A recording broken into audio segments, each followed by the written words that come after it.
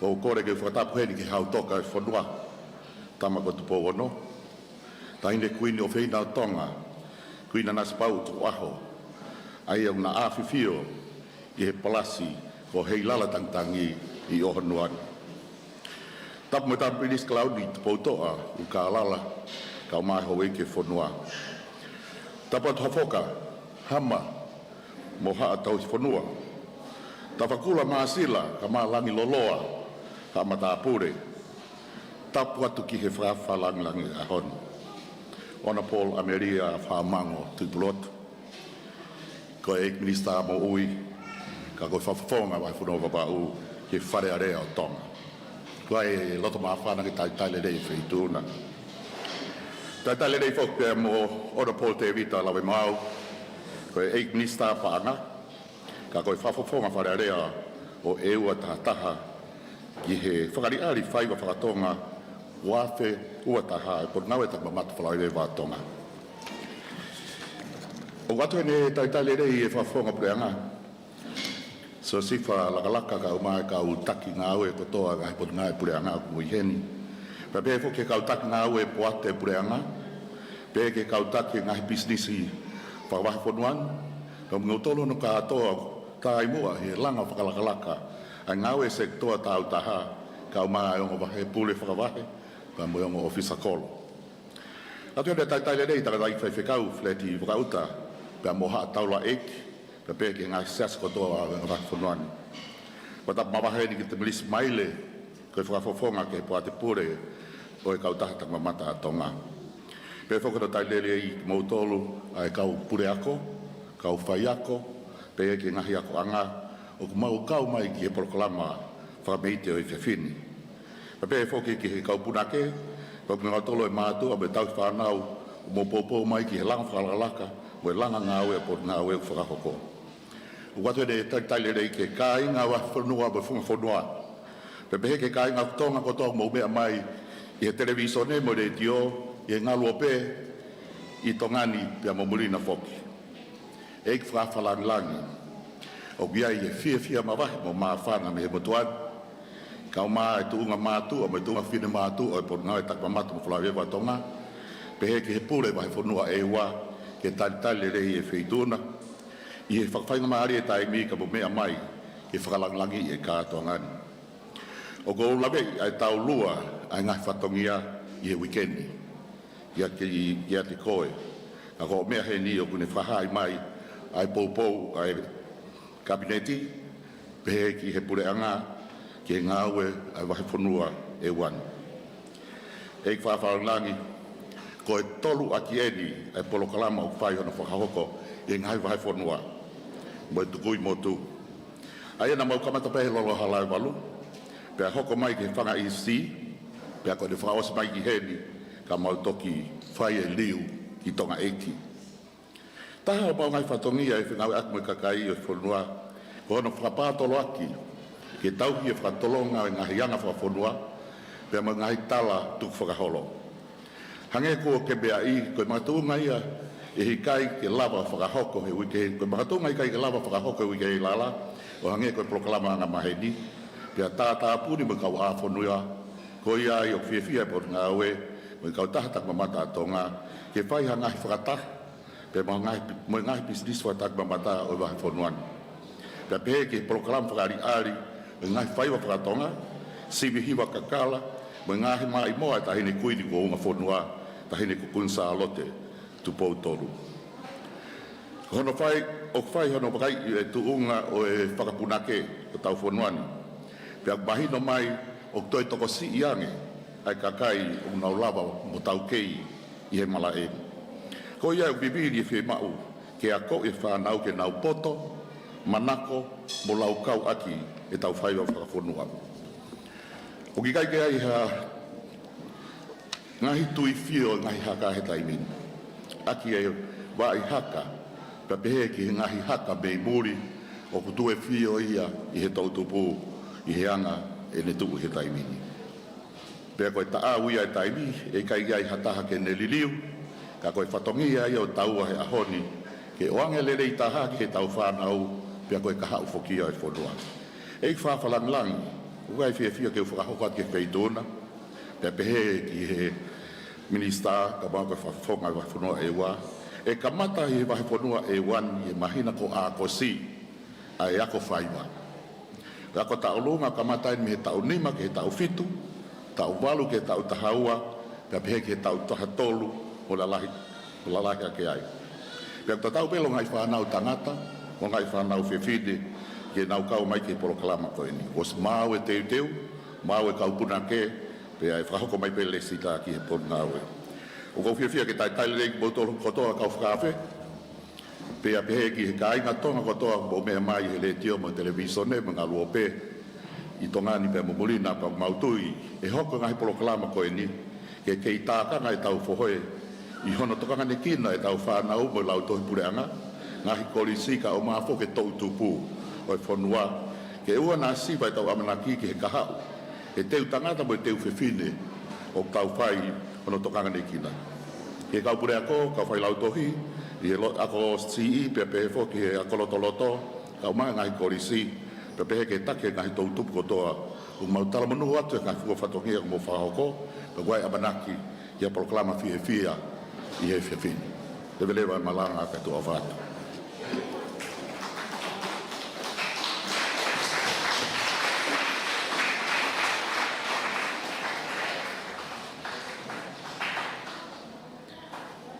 Whamalo ki he pulelahe pot ngau e tak mamatama whakau e vevasi o ne moala mafia no taritari mawhana o e whakatahangani i he whiawhini.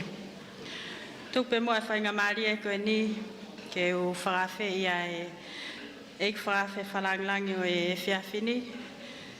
Minista mo ui, Amelia Tuipuloto, ke whamole mua, whaiangi ha mea whakalotolahi, ki he tau mua o e Polokalama e whiawhini, ko ngā pe koe kai ngā punau heni i he whiawhini.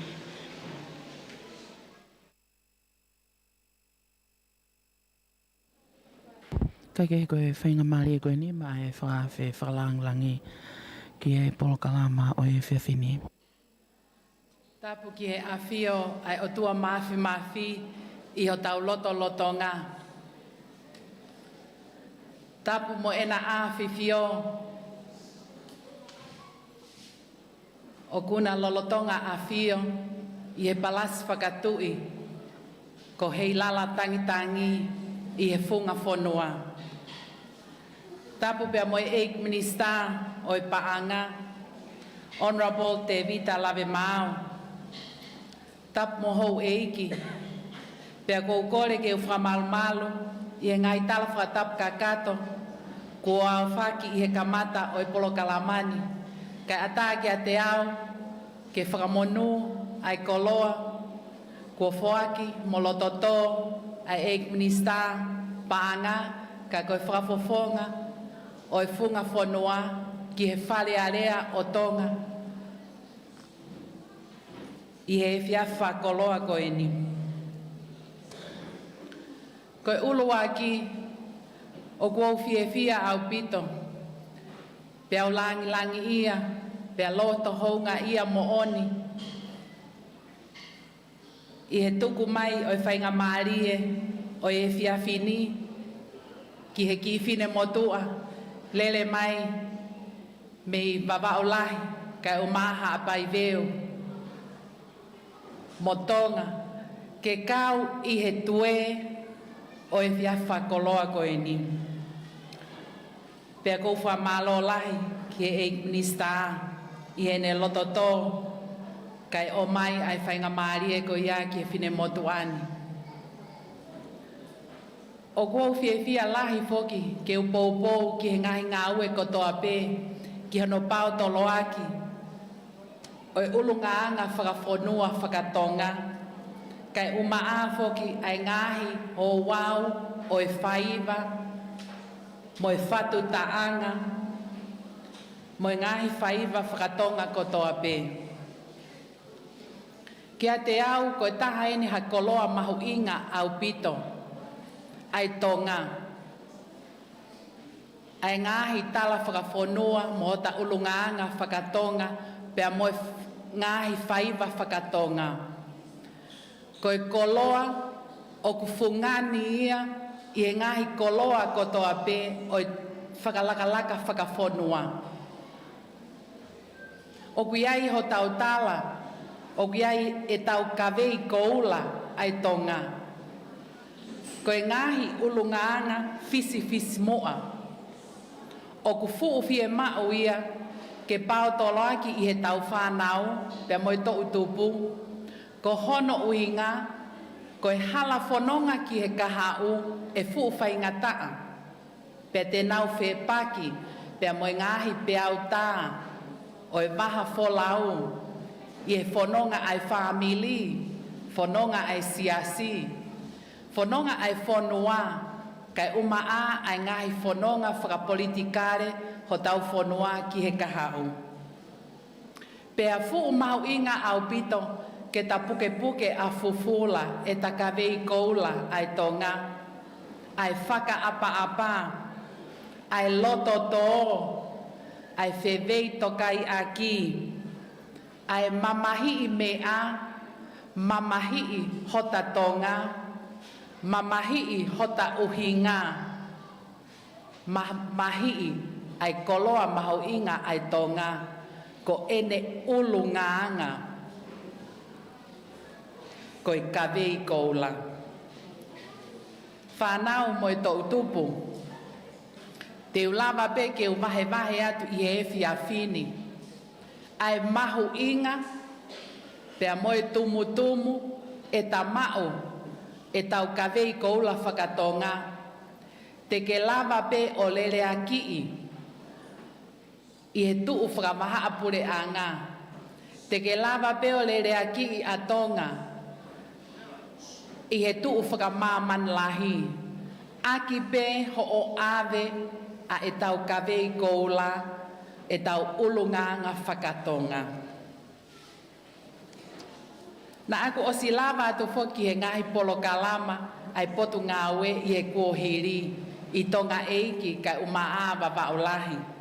Pea kuwha malo lahi ke CEO kai umaa ai pule lahi o e tawhaaki ko ia o e ngahi Faiva Fonua pulupaki. I hono pao toloaki ai ngahi ngā ue ko e ni. Pea na aku ki whakahange pe kia te knaua e knista. Nā hoko eni ko hafounga te tau ako ai e tau ngahi Faiva FakaTonga pea i he taim tatau pe o tau whakamalohi sino pea tau fia. I he taim kotoa pe o ko mamata ai ki he whanau he nau whakahoko ai ngahi Faiva FakaTonga o nau fia i he taim tatau pe o ko si o nau mo ui ngau ngaue o hange ko ia ko me au pao toloaki e pot ngaue mo ui.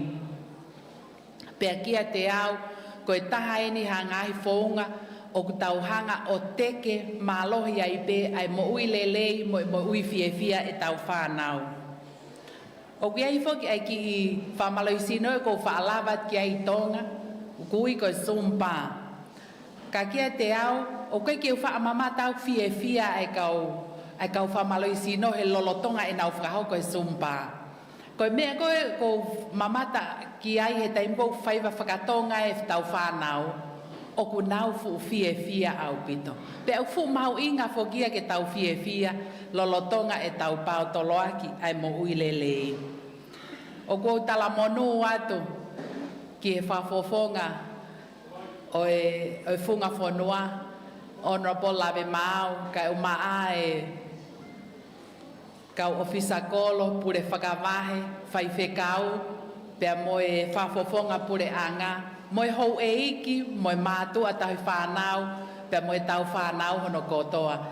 Whatauange te tau mau ha pō fia, moa wike fia, i he tau pātoloaki e ngai Faiva FakaTonga, pea moe tau ngahi koloa, moe ulunganga FakaTonga, te tau lava i pe o hoko koe tuu ki mua i Tongani ka o maai Pasifiki pea mo mamani foki. Leve whahawa o koutua au whātu.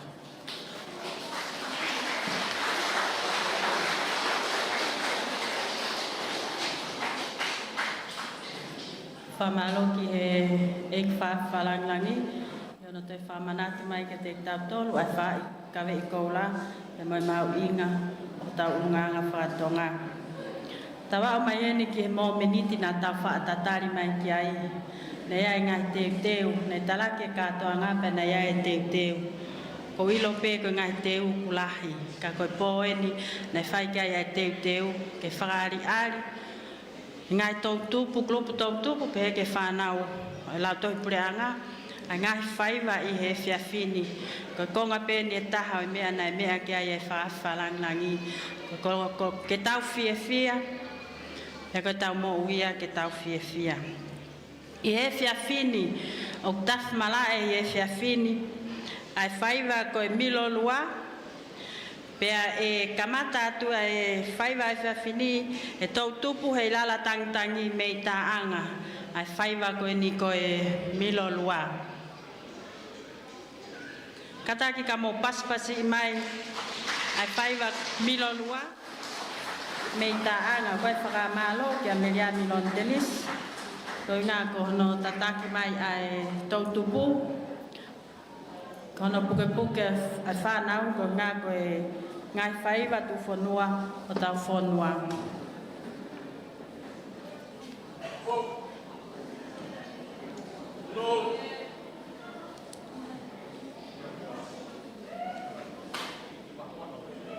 Kataki mo to e paspasi mai ai tautupu hei lala tangitangi mei taanga.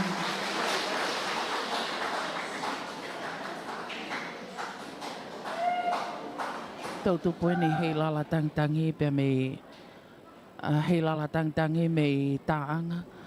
Ko e miloloa whawhawhua ki he toko taha ua nai nau kau ki he miloloa. Pea o ko kau whakataha pea ia tangata mo whawhine. Whanau tangata au nau sotehina. Pea tupenu uri, iai mo nau salo. Whanau whewhineo ku nau ki kofu Faiva lanu kula. Pea tupenu uri, mo nau ngahi siskakala. Te mai ai siwa alo me tautupu hei lala kau whana me mua. Hoko mai ki ai tau whakaniwa, hiko, tau lunga toko lahi ai koriso whangahau. Whao se kurupulaki e wha iula.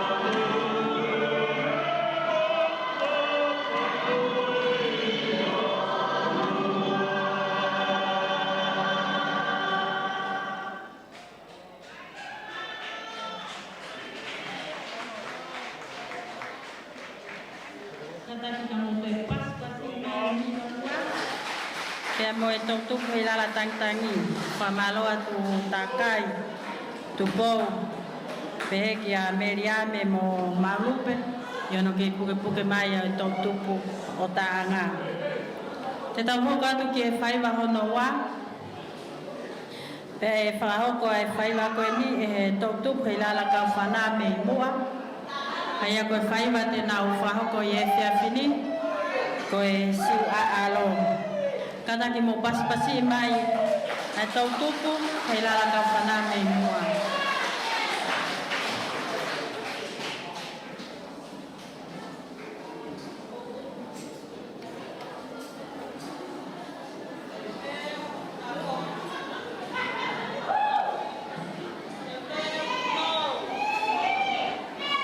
Tau tupu hei lala kau whanā ia me i mua.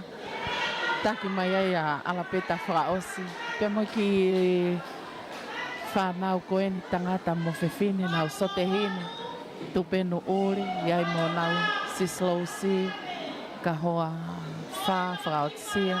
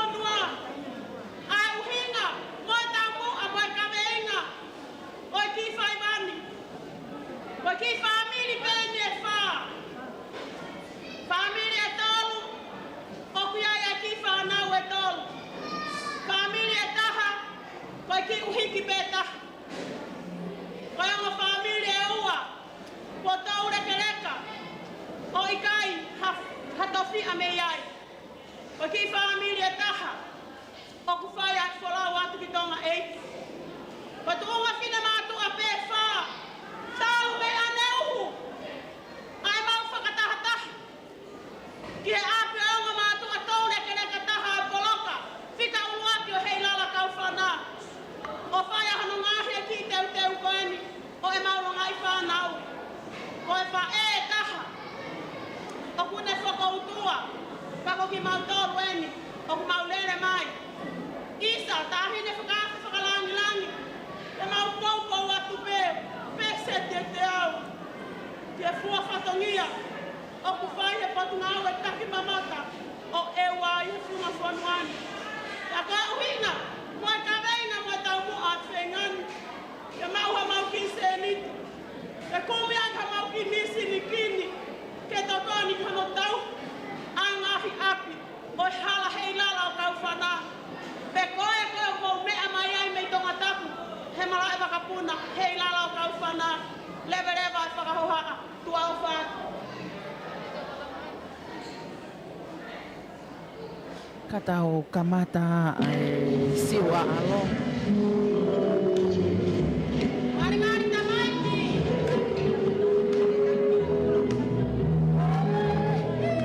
Mai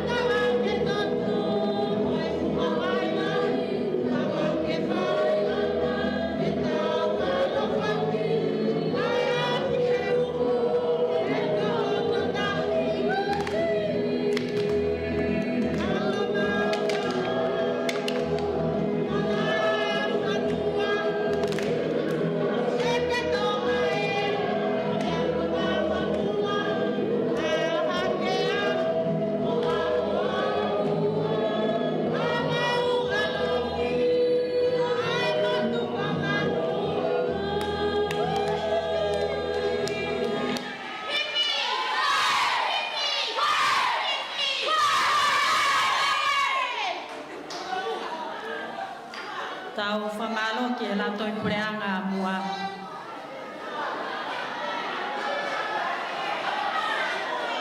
Pafufonga Faka'ali'ali ka pau pehepe ai kulupu e taha wanoa ka pana e kau kotoa mai e kulupu e tō ko e nau misini kosi ai pe e tō.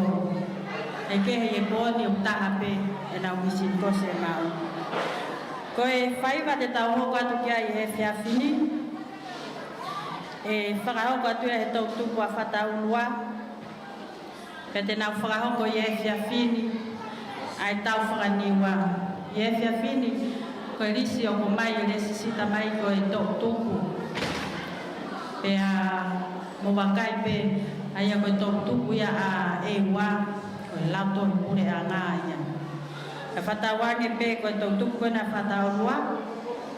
Mo e tau whaniwa, te nau whahoko mai i e whiawhini. Au tau whiawhia, au tau hen whatahai mo e whafufonga Faka'ali'ali o niwa. Ke ne whakatontonu, e ngahe mai i haka o i tau whaniwa. Kua te taritari mawahe hen ke minista o i Funga e ako. Pe ke minista e lipa, yo mo mea mai i e whiawhini. Ke tau ka whataha i e whiawhini.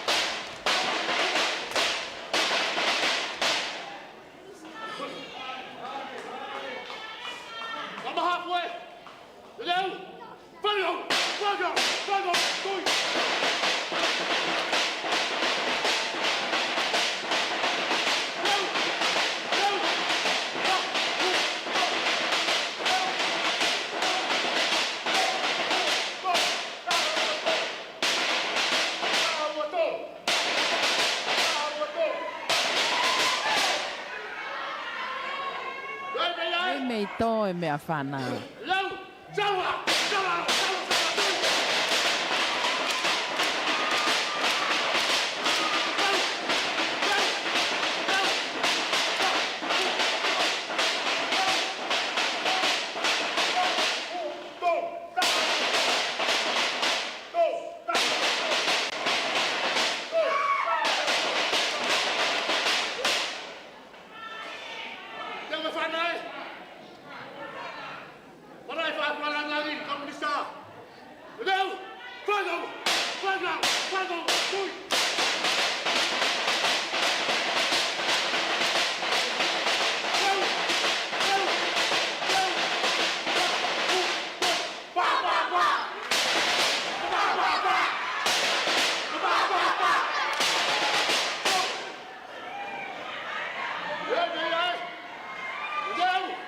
Kai ke ko mahari e au pito ai tau whakaniwa pe me tautuku o whataulua. Whanau tangata ta tāpe nau wharangoto hinahina tau si te mutu hinahina. Ka hoa o rive sislo si.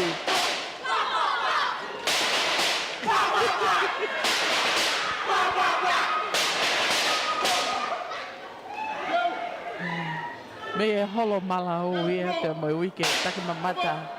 A ewa.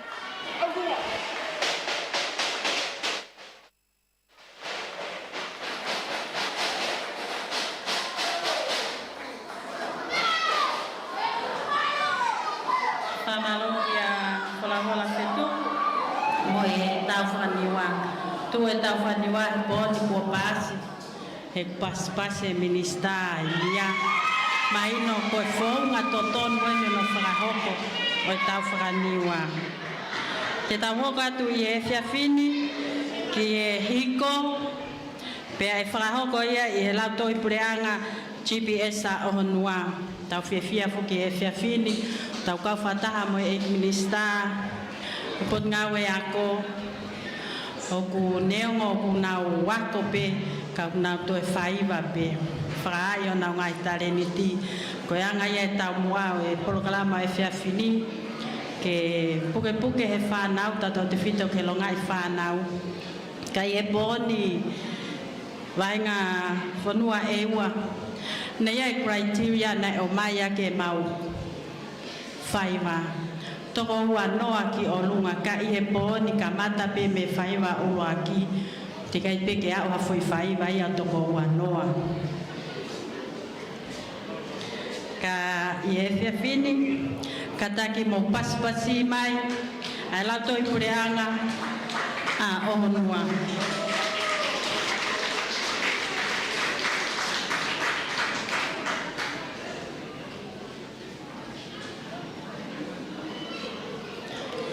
Ko e whiawhini u kai foki ke whaiha wheau i e whiawhini, ko e Faka'ali'ali Faiva pe. Pe guai pe whakahounga, o teu e CEO, mo minista e pot ngau e tak mamata, ki e kulupu takitaha, te nau kau mai ki he polokalama Faiva e whiawhini. Aia ko e kulupu kotoa pe te nau kau mai, o kuange te nau tole whakahounga ko e paanga e tahawhi. Ko rea pe kau Faiva ka pau pe ku FF pa mo ki unu mai pe ki mua.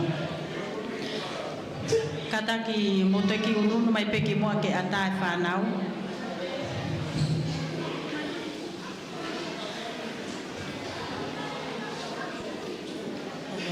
Kata ki tau toi pasipasi iange e lau toi pureanga a Fonua.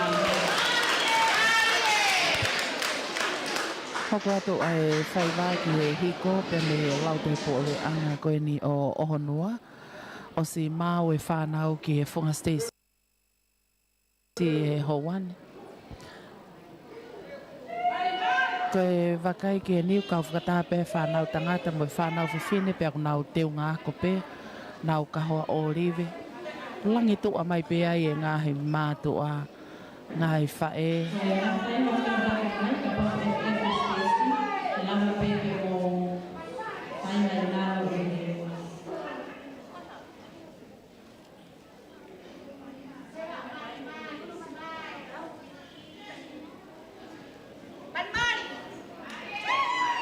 Koe kaulangi tu a ia koe whanau koe o kunau teunga ko nau toloi na kunau whakahoko e Faiva kunau i mo ai whanau whiwhine at atape ka koe hiko.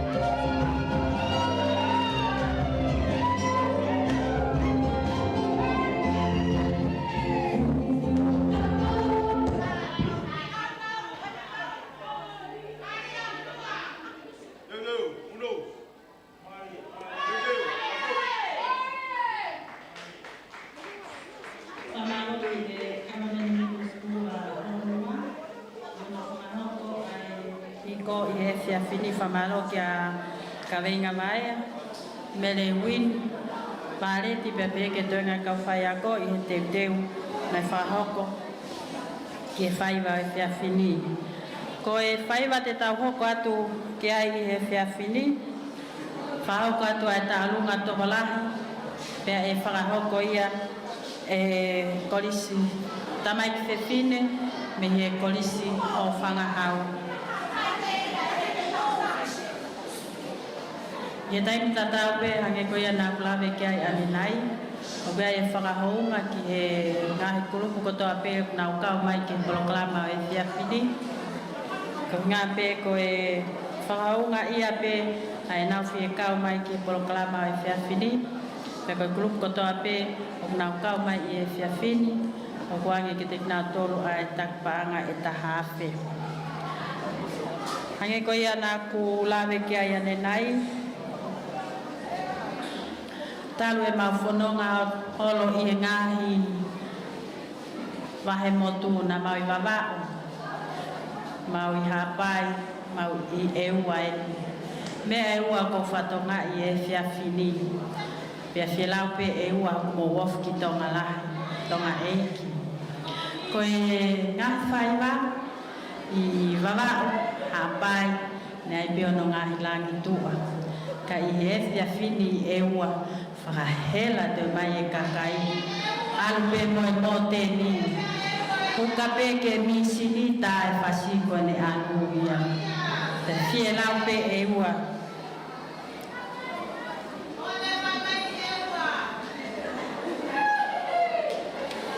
Kataki kat po paspasi mai. Katalunga to malahi me polisi o whangahau. Tawolunga tokolahi ene pe me he whanau whiwhine kolis ho whangahau. Whao pito.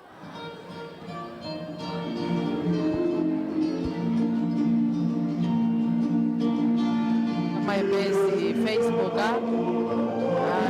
le dio broadcasting. Nau tau balangile. Pe nau kofu hanpulu pe sis kakala ye mo nau kahoa kakala.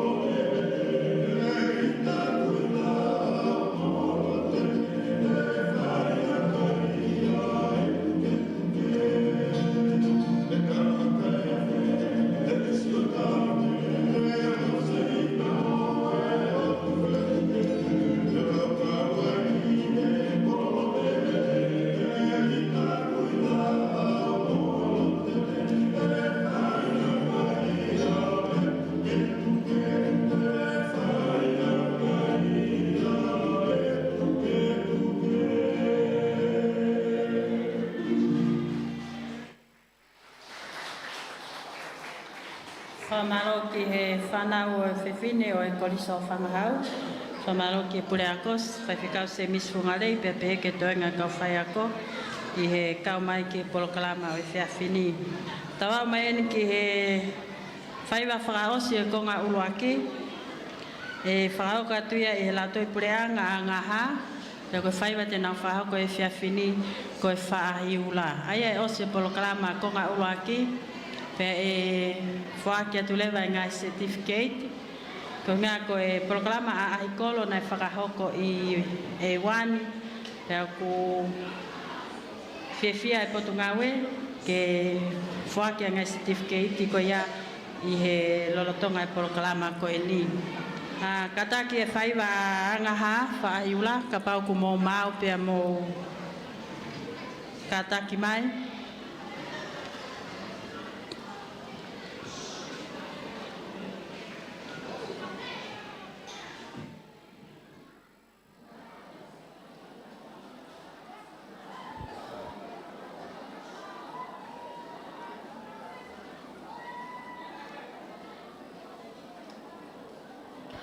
Whamaro e pe ki he pure ako, he wifanga whakatel, pe pe ke tōna kau whai ako, mō monu ia he pōni whiheni o mō Equinista, ke mamata tōki o mō Faiva whakahoko.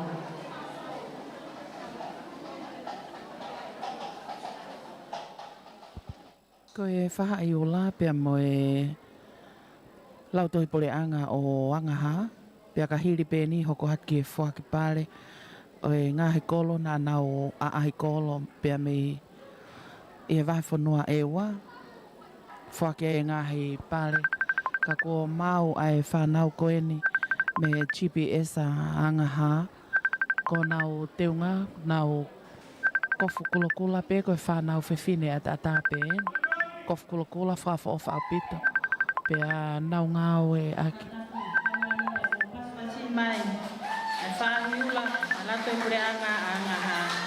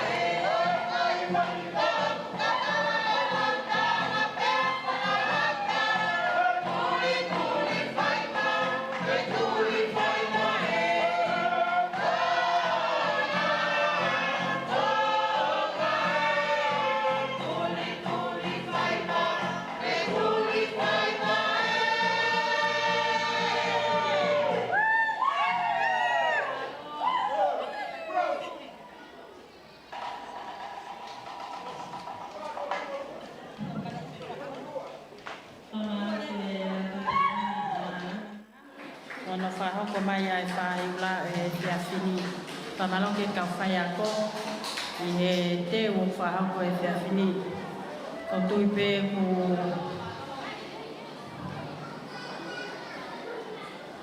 haunga ia a pito i ngā i te uku mo whahoko i e Whia Whini. Te tau hoko atu ki he polokalama hoko, ko e lava ia ko ngā ulaki o polokalama Faka'ali'ali Faiva i e Whia Whini. Hangi koe na kulave kia ne nai, te tau hoko atu ki e polokalama, whaki pare, ko ngā koe a ahi kolo nai whakahoko i Funga Fonua, i e ngā wike ko mariu atu. Ko e a ahi kolo koe ni, na e whakahoko pē takai e ta, e tek mō tolu, na te kai ke mō mea ai programa a kolo ko ni nei pe nga pare ko e ulaki ko wafe wa tafe ni mangeau to lu ko tafe pe ko ngai fara honga na taki panga ni mangeau ko ia e ko le ni ki e fa falang langi ke kataki mo a me mai o fara hoko ange o whake ange ngā certificate ki he kau ofisa kolo e nā whai tōnunga o nā ngai whatongia ko ngā ko polokalama a ai kolo ko ngā pē ke maa mo whaafofa o tau ngai Fonua a ia pē o kumou pamata atu ki ai o tau lorotonga i ai i Funga Fonua ko e pale uloaki ki he ngahi kolo lalahi vahe lalahi o Funga Fonua. Pate ukamata pe ngai pare whakahonga. Kukore pe ke ka ofisa kolo ka pa mo heni pa mo kataki mai. Uloaki pe tani. Ofisa kolo a pe tani. Pagwe a whafufonga heni mei pe tani. Kataki o lava mai o mawange a whakahonga o e Whia Whini.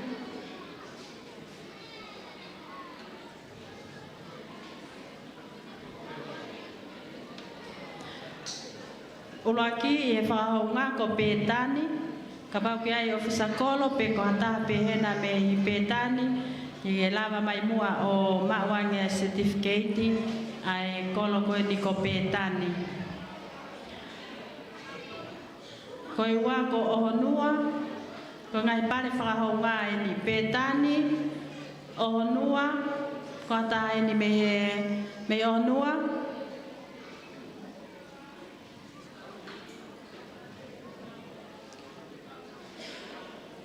ko ataha ni me yangaha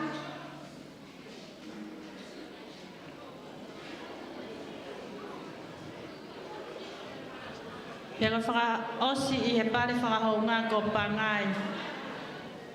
Onua, kataki ko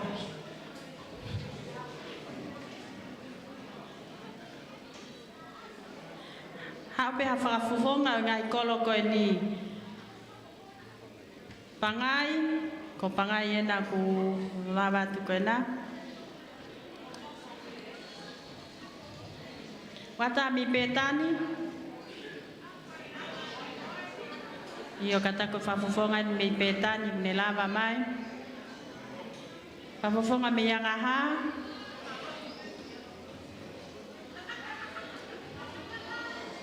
Koe ni. Aia ko ngai kolo ia ku ofwaki ke te natolo ngai kolo lalahi. Ai ngai whakahouma ko ngā koe ngawe na na whakahoko. Ko ngai pare le vai ni kotolu i ngai kolo lalahi. O ku awe ia ke kolo maile ma pangai tahawhe. Ko ai ha whafufonga hena me kolo maile. Kataki pe e ua. Mai. Kolo maile. Koe ni ko whafufonga ni me e ua. Me kolo maile. Koe ua. O ku whakia ki hauma. Whafufonga ni me hauma. Koe ni ko whafufonga ni me hauma. Ko kureanga o e lauton kureanga hauma. Pea koe uruaki i he ngahi kolo lalahi.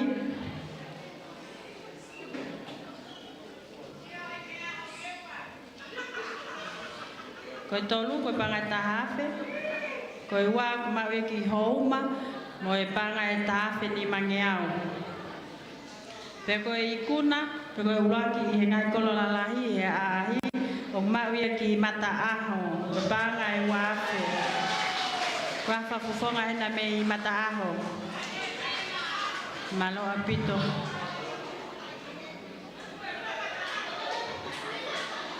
Sai, te tau hoka tuen ki e ahi o ngahi kolo i ki Fonua si kau ki ai pe mo whangi kolo la lahi mo i ki. Ko e whakahounga, pare whakahounga, uloa ki futu, ko a whafufonga hen me futu.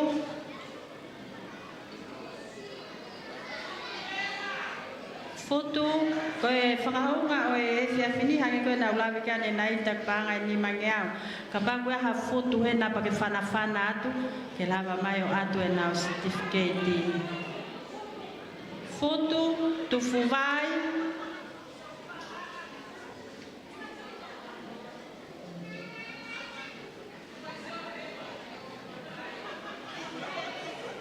Ko futu e ni o futu,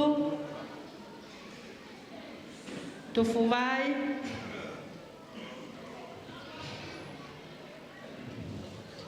Ukai ki haka ofisa kolo a e te moma e mo te pare. E sia ospea e sia pea taanga wata heni me whafufunga e mai a taanga ko whika Faiva ko a taanga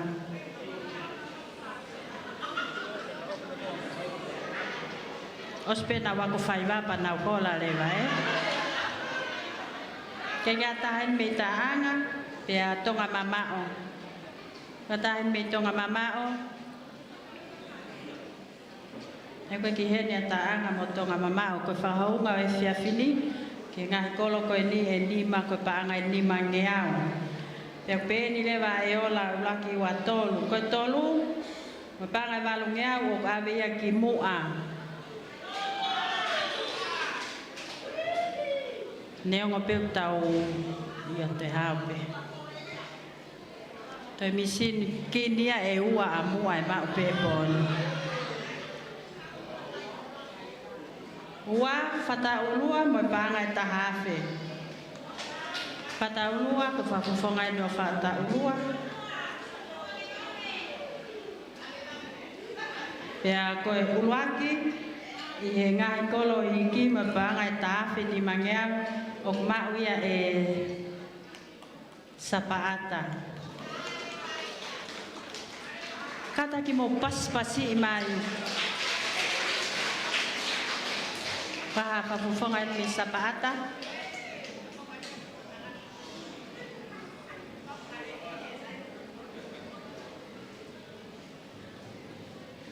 Tonga e whake ngai pare koe ni te teo mai a e soke a e Government Middle School a Fonua. Lawa ia e whake pare a ahikolo na whahoko i e wahinga Fonua e wā koe whamaloa tu e minister e lototo ke ke whahoko angi ona whake a ngahi certificate ko e ni. Tau hoka tu ki e konga honoua o tau Faka'ali'ali Faiva e whiawhini. Pea e whikaulaki ai e Government Middle School a Fonua mo e soke. Kataki pe ka Faiva a Fonua ka paku mo i mau. Pea mo lava mai ki mua ke Funga Stacy.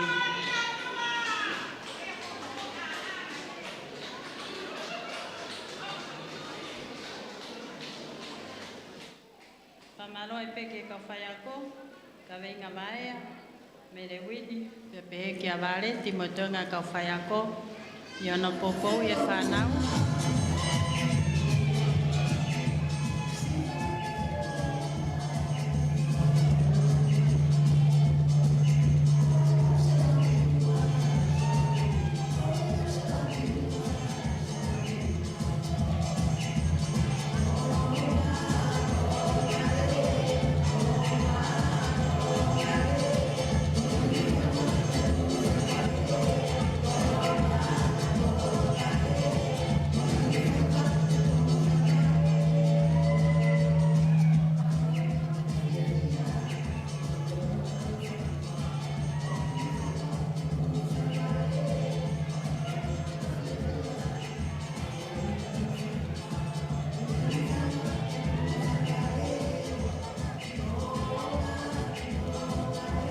ke hutau hoko atu ke konga honoa. Ko e tafi mala e konga honoa ai soke pe me he kawan me middle school o honoa hoko atu ke me tu paki pe me he GMS sangaha. Ko e mako pe me he lauto i puleanga o hatua. Otu haka pe me tautupu Zapata. Pea mo e laka pea me he lauto i puleanga homa. E ai mo e Faka'ali'ali mawahe ai pea me a losaline fe au ko ofisa ngaue. Koto ngaue tak mamata a ewa. Hoko ake lea whakamalo pea mo pulupaki moa laika. Pea me he tale kita pea o e waanga Fonua pea mo e talatuku whakaholo. O si mau e whanau i he Funga Stacy i he Hawani. Pea koe whanau ako pe, nau teu ngako pe.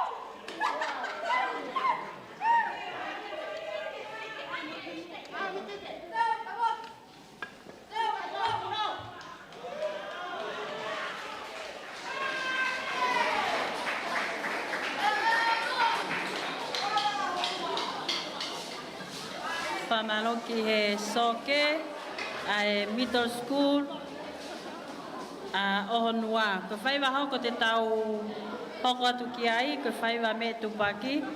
Pe whakahoko atu ia i e government middle school ai pe a ngaha. Ko tui pe 8 minister pot ngau e ako. Fia lahi e whanau i e poni, ku ke mea mai. O mamata tonu ke nau ngahi Faiva. Tu ke heanga e mau polo kalamaka ko mea he ni. Ko e hiwi lahi ia ke te kina tolu mo fia. I e nau mamata atu ki a te koe. Ku ke mea mai whahonga ia. Ai te uok nau whakahoko i e fia fini.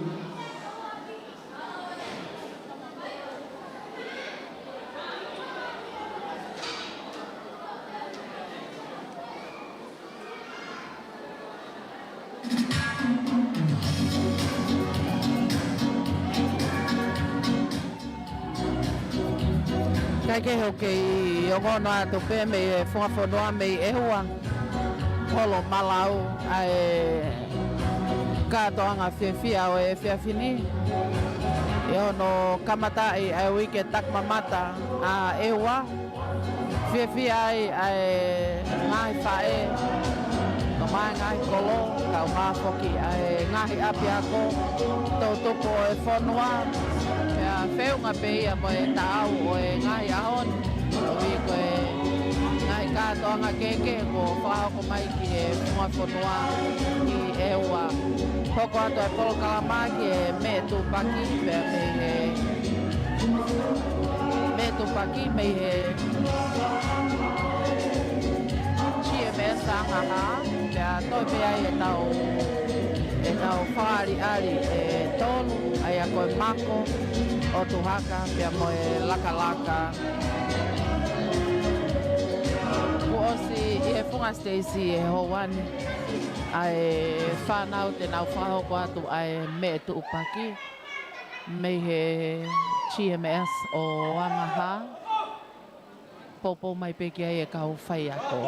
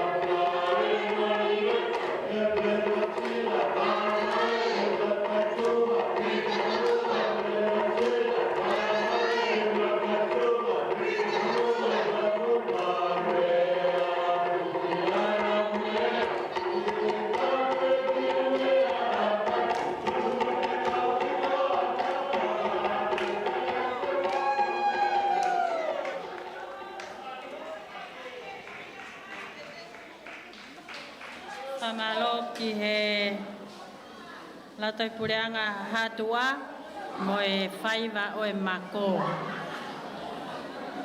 Ko whatoa ngai ke latoi pureanga ko ni koe ki a whaia ko tangata ia ai. Pau tau whiinga ke puke ai to tonu e Faiva e Kinista. Ka pau e whainga maari mo a tau whou o mai ha whaia ko tangata ke latoi pureanga ko ni a hatua. Ko ngā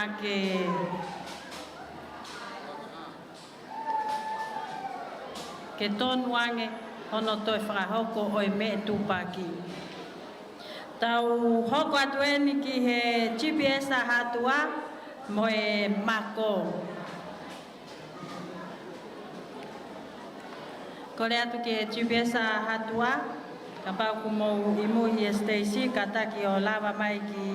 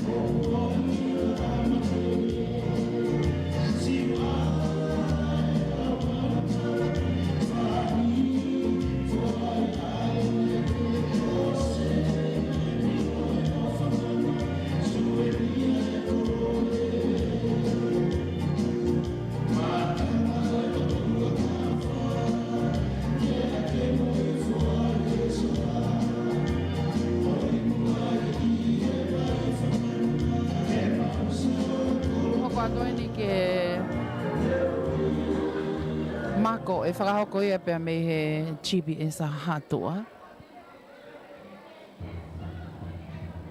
Lolo Tonga niu ko si mau e kau whai a ko ia i he Funga Stacy. Whanau ene unau tō mai e tai miniki loto. Nau sislo usipe. Whalan loto hina, kahua kakala. Pea ko nau talau se kāki pe nau teo ngā kope ia. Me pe mani ihi au nau tai kofu. Ko e wani whoke o ku ki i momoko ange ho no ea. A fu to au pito e kaureka ko ni o ku nau tai kofu pe nau tō.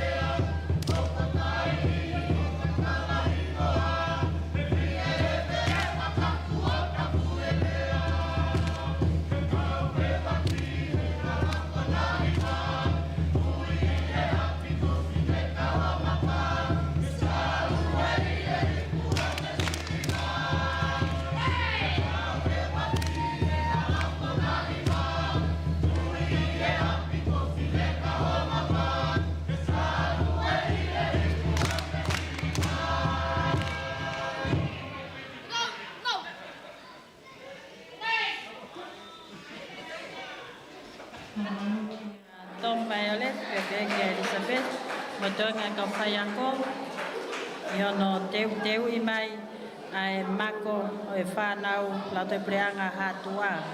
Te tau hoku atueni ki e tau tupu a Zapata, mo e Faiva o e otu haka. Aia koe tau Faiva ua whamui mui eni, e ose otu haka, pe e hoko mai rewa e Faiva whamui mui, ko e laka ia e whahoko ia e whanau haka preanga o houma.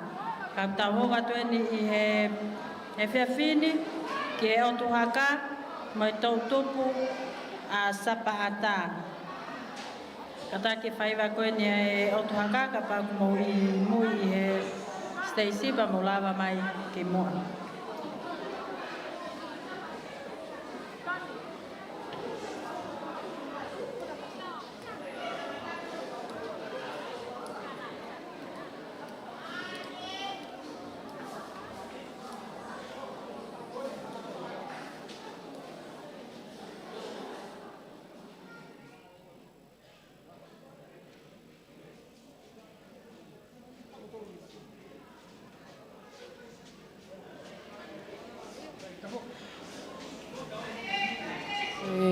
Tau tupu Zapata ko e otu haka. Hange ko mo usio au he teu pe mo e teu nga whakaofa ofa ko e ni. Nau, ko nau teu nga, mo tolu mamata mai pe si Facebook a e hoan. Nau teu nga hine. Koe ko ha wala hina ia ka hange ki a te au koe ngahi tupenu oku. Kosi pe o nau katoa, o nau teu nga hina katoa. Pea nau sisi kulutuma, pea nau ka hoa maile. Koe otu haka ia mei Zapata, me he tautupu Zapata. Pea ko nau osi mau katoa e Funga Stacy e hoan. Teu ke whakahoko e nau Faka'ali'ali. O e whiawhini, pea kahiri e tautupu Zapata, whakaose aki ai lau tau pureanga homa, koe nau laka. Pea toi pea e Faka'ali'ali mawahe, pea mo losari ne whea.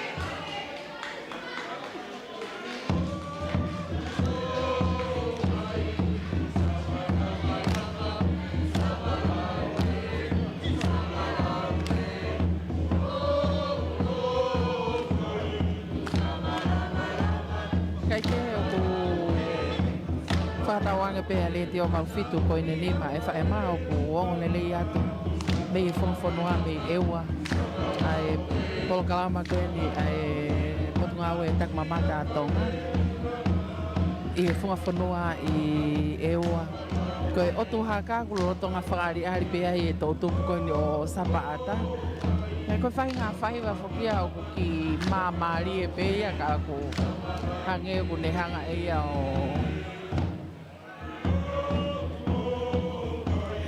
ka koe mari e pēia o Faiva koe ni o mo wakai mai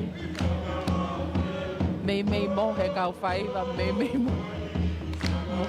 mo e kau langi tua mei moi ka ku a le pe ka ia una o mamata he Faiva ka koe ngahi fia pēia o e fini kau whakataha atu ai pē ai potunga awe take mamata a Tonga mo e pole lahi kau ma ai kau wholau me i Tonga eiki kau ma whoka kinau tolo FakaTonga ai he potunga awe take mamata a Tonga me Fonua me ewa pe mo e ngahi tawhaki ke kotoa pē pōpō kakatou whai he ngahi kolo kau ma ngahi api a ko kau fia kotoa ai i he fini neongo pe whewhea e Faka'ali'ali o whai e whanau ka kunau kau i he pōpō pia mo e teke ai whatongia mau inga koe o ku whia mau e he potunga o e take mamata.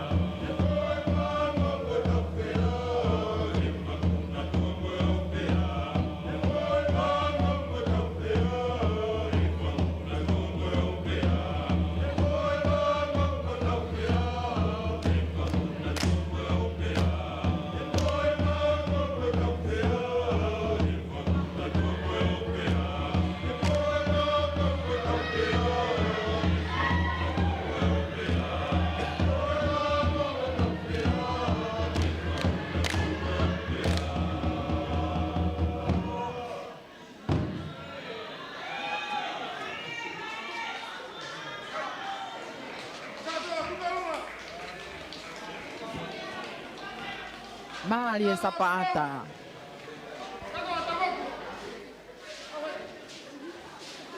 Kataki ka moto e pasipasi mai ai otu haka me tau tuku a Zapata.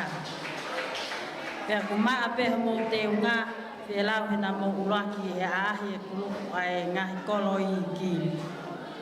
Pamalo ki ofisa kolo, sa miwea, pakawiro na keke me pehena mo Faiva ka ko ngā koe kau e taha e mau kau ofisa, i mo Faiva.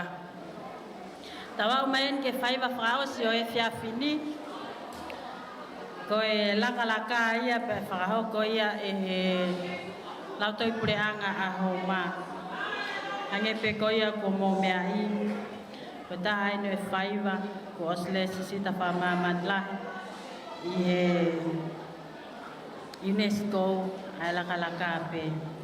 Ko ia i he whiawhini, o kutau i heni ai mo e lautoi pureanga a homa, ke nau whahoko ai Faiva tāla o e Fonua ko e turi hosi. O kutaki maia e pure ako, wolo kaweta savoi. Malo polo kaweta, ko e taimi kotoa pe ku mau lava mai ke funga Fonua, o kikai toa hou maia mo e Faiva turi hosi ia polo kalama, kua te whamalo lahi kia te koe. I o tataki mai whanau ke puke Faiva koe ni, ke mau e longai whanau e Fonua.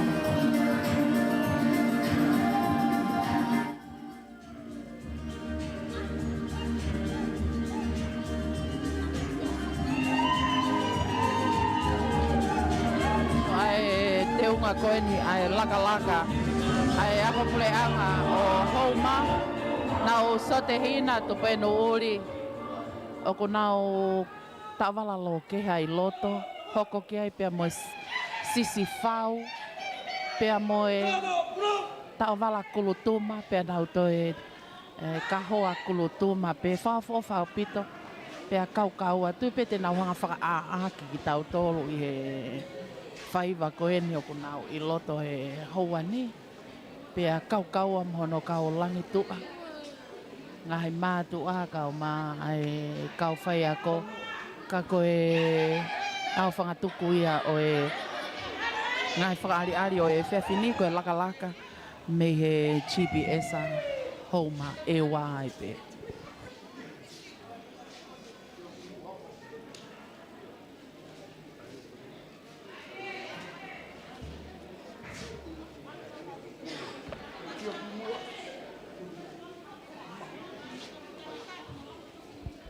Kei whakatuutu ulelei pe a e Faiva i e Funga Stacy i he Houani. Ka kumau whakatawange utau kei wheao whakataha pe pe a mokumau tolu katoa. Me ngahi vai Fonua. Foi one ka ma ai lolo halai malu pe ke ongoniwa Tonga eiki ka ma to pleanga pe ke ngahi kolo ke kotoa pe i e wani. Funga!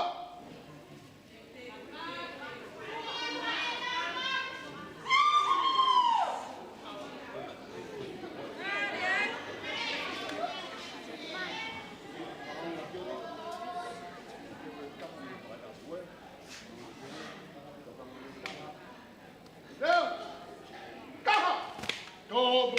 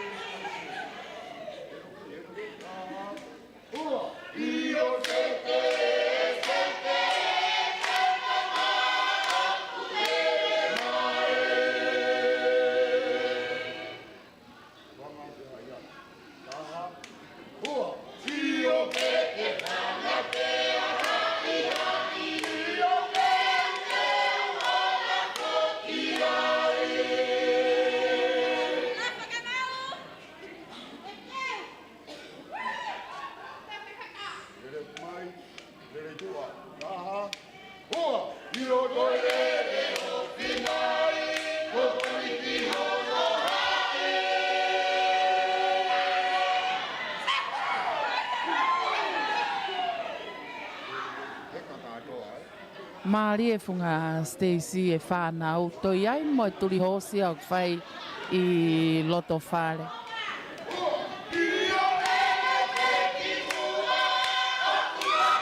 Maari au pito e Faiva koe ni. Whiunga peia mo e tātu koe kātoanga o e pōni. Koe laka laka. Pea mei he chipi esa houma. Koe turi hosi foki koe Faiva tu Fonua ia ai kai ngani.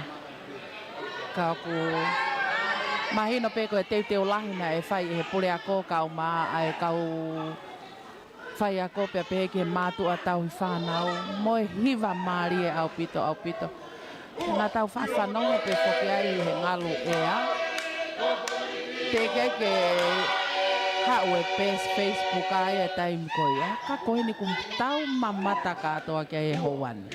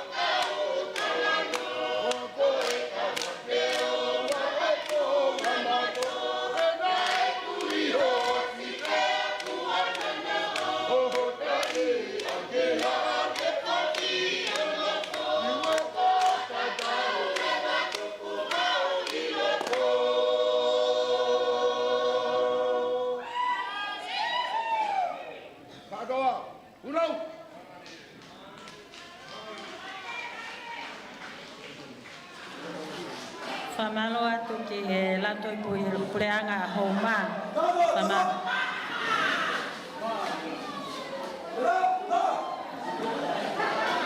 Whamalo atu ki a sione tui vai. Pe ki whai whekau mama fōu. Pureako chibesa houma pro gaveta savoi. Pe ki matua I he pōpou pu whaoko. ke whanau o lava lele ia ia Faiva o e whiawhini. Ko e lava ia o e ngai Faiva ne nau le sisita mai ki e polokalama Faiva Faka'ali'ali i e whiawhini. Te tau atu i e whiawhini i ha aitemi mawahi pea kuru loto pe a e potunga we ke whakahonga ia pe a e teu nai whakahoko e kainga o e wa. E whai atu ai e taha ka ofisa ngā ue i e potunga we tak mamata e wa. Lo salina e whiao ha Faka'ali'ali mawahi mokta tolu i e whiawhini.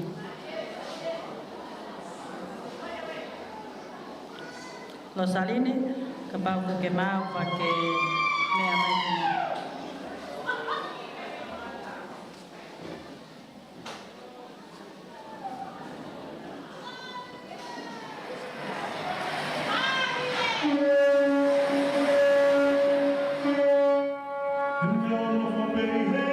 Faka'ali'ali mawahe nia ko lo saline whiao. Ofisa ngā ue pea e potu ngā ue tak mamata a e wā.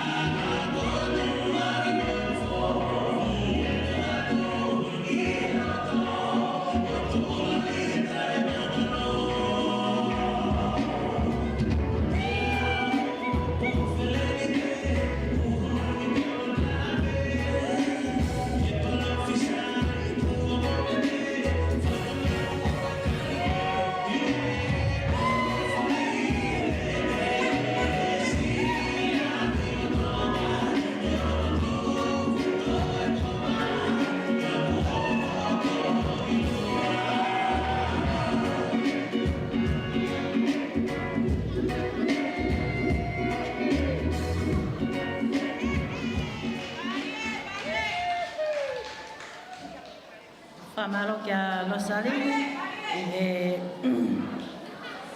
Talunga whakofa kone whakahoko makitautolu i e whiawhini. Te u kolehene ki he tare kita.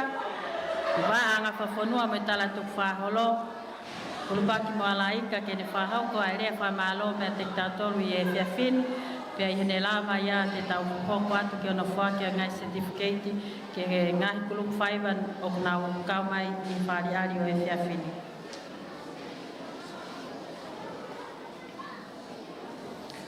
Tap ki e awhio ai o tua i o tau Tonga.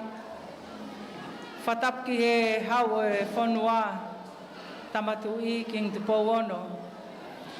Ka me tahine kuini na naspau o na awhio i he palas whakatui ko he lala tangtangi. Whatapu atu whawhalanglangi. Ek minista potungawe mo ui o na Paul Ameria tupulotu. Pea pehe foki ki he ek minista o ako mo ako ngawe o na Paul hua kamiliku.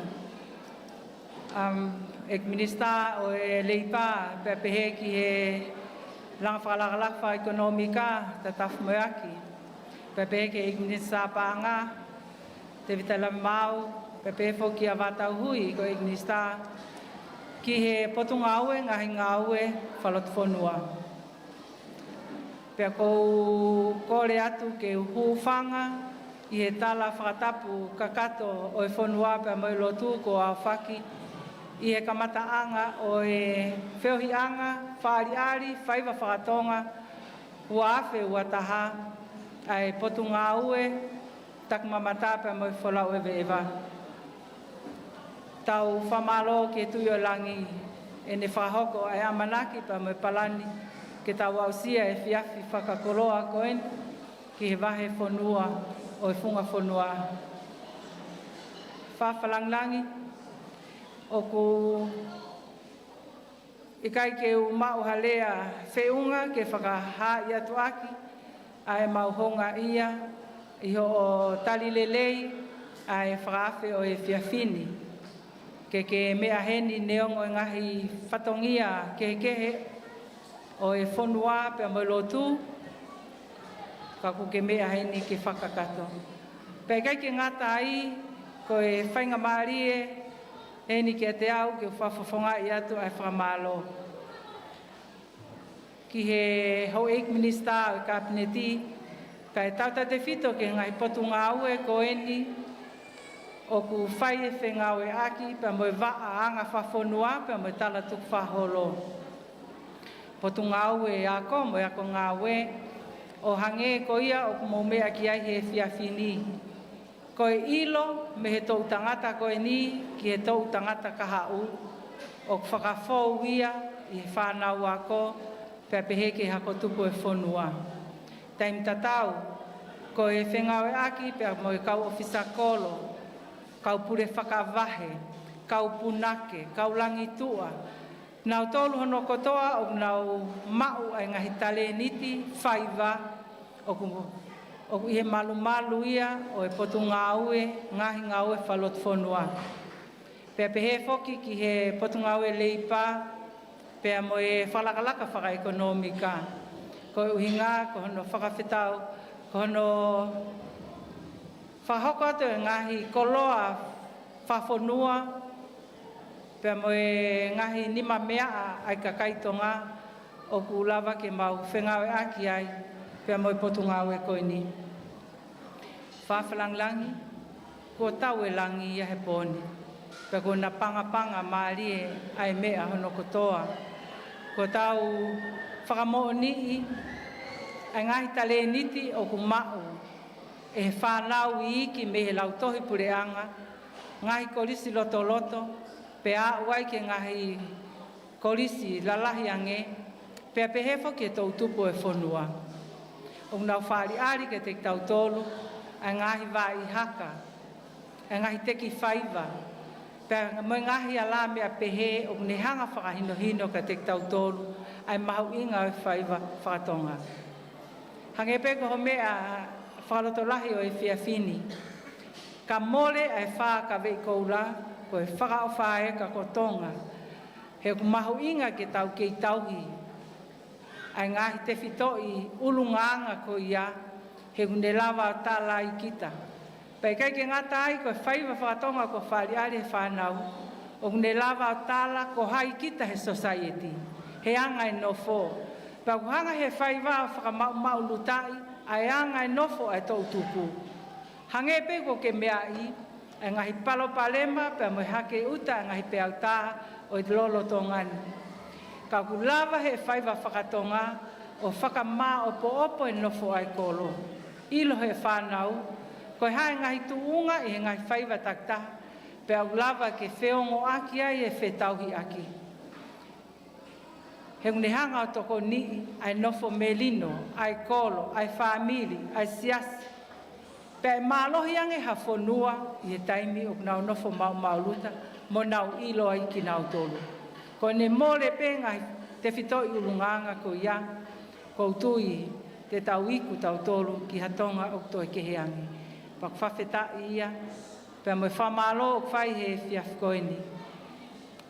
Ko e taimi ne whahoka ngai Faiva, nau tautua whamanatu, taha ngahi manupuna o ku kai ke mau ia to e feitu ko Funga Fonua pe ai ko ki pe mo tava ke pe manatu i le Tonga ko e pehe siu e tava ke ta mafua ai ko taimi ko o ku kapapunai ai manupuna ko ni pe o ku yai leva ai ngahi lanu ke ai fulufulu o manupuna ko ni ko e fiafini ia ngahi matua ko ngahi teunga ke ko Faka'ali'ali he whanau e whiawhini o nehanga o whahai mai ai poupou.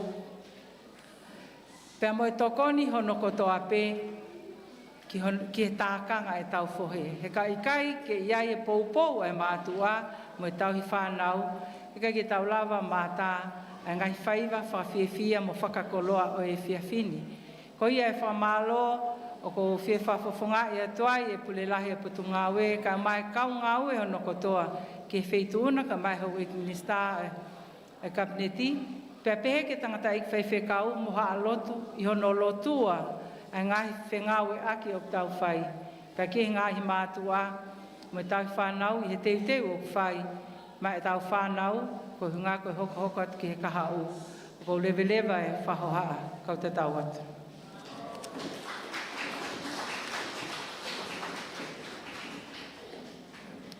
Whamalo ki he tare kita, i he re whamalo kune whahau kumu tautolu i he whiawhini. Ki mua patau hoko atu ki he programa whaosi, whamanatu atu e ua kua pongpong, utea i he programa e taha whahau ko pe he waanga whafonua me te atu whahalo, i heni pe he ono e whiawhia pongpongi ko e siwihiwa, ai ngahi kalapu FakaTonga wai whakawhia ke te motol ke maulawa mai ke tau katoa ki ai. Ko e programa whaoso e whiawhini te whakawhia i pe ai e minista ona polo Amelia te pulotu ke whamane mole mua ka ke whaake ange ai ki certificate ko e whakahaunga eni o ngai kulupu kotoa pe na naukau mai ki e programa Faka'ali'ali nai whakahau ko i e whiawhini. Pe hange ko kulawe nai whai ane nai ko e certificate ko ni ko no whakailonga ia o mokau mai. Ka ko e pare o whakat ke te motol ke kulupu taktaha ko e paanga e taha awhi. Aia i e whiawhini hange ko ia ko naulawe ke ane nai ko e kulupu whakatoa e hongo fulu mataha na nau le sisita mai ka wai koreat ke te motolu te ui atu pe i hoko hoko o e Faiva na e whakahoko ka pau wā whakafofonga heni o pe mua na ai ke tau toe loa pau pe wā whakafofonga heni pa ke lawa mai o mau e certificate ko e ulo aki ko mino lua ko le atu ka whakafofonga me taanga ke lawa mai mua ma wange ai certificate at hei lala tangitangi ua whafufonga me mua e lala kau whana e siwa alo.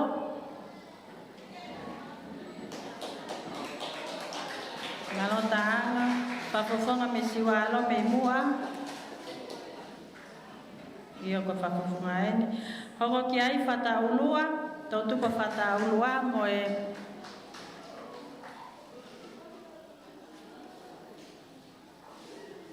e tua o whataulua, whafofonga me GPS a onua.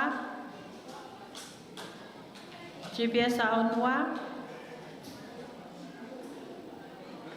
Wahataha ene me he whafofonga me GPS a onua. Whafofonga me GPS a onua. Hoko e kolisi o whangahau. GPS a angaha.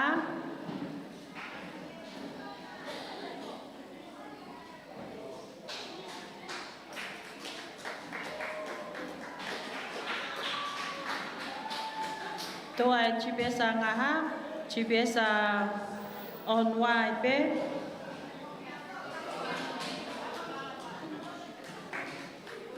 Moi so ke whafofonga me GPS a onua.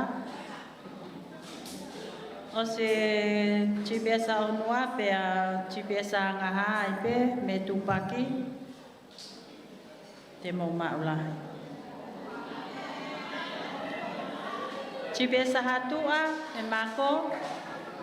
Watahen me GPS a hatua.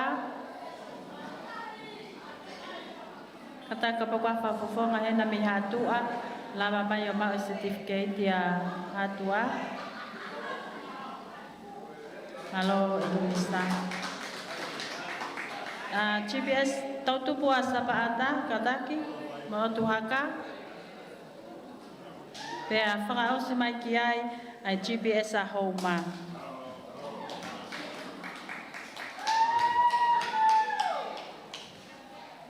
Ko lava kotoa ia ngai certificate ti whakahonga. Ko ngai Faiva na nau kau mai i he fiafini. Wai pe whamanatu atu kai ngā Funga Fonua, Pongpong, whainga maari e pa mo palo apito ek minister, ko lava ia e kulungu e tahata, na nau le sisita mai e polo kalama e fiafini kataki, tau toi ai hafoi pasi le o lahi ki he.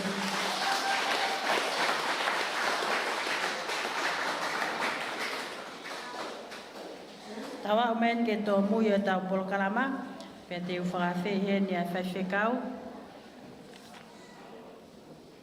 Whelenti wakauta ke ne whakausak tau tolu alotu.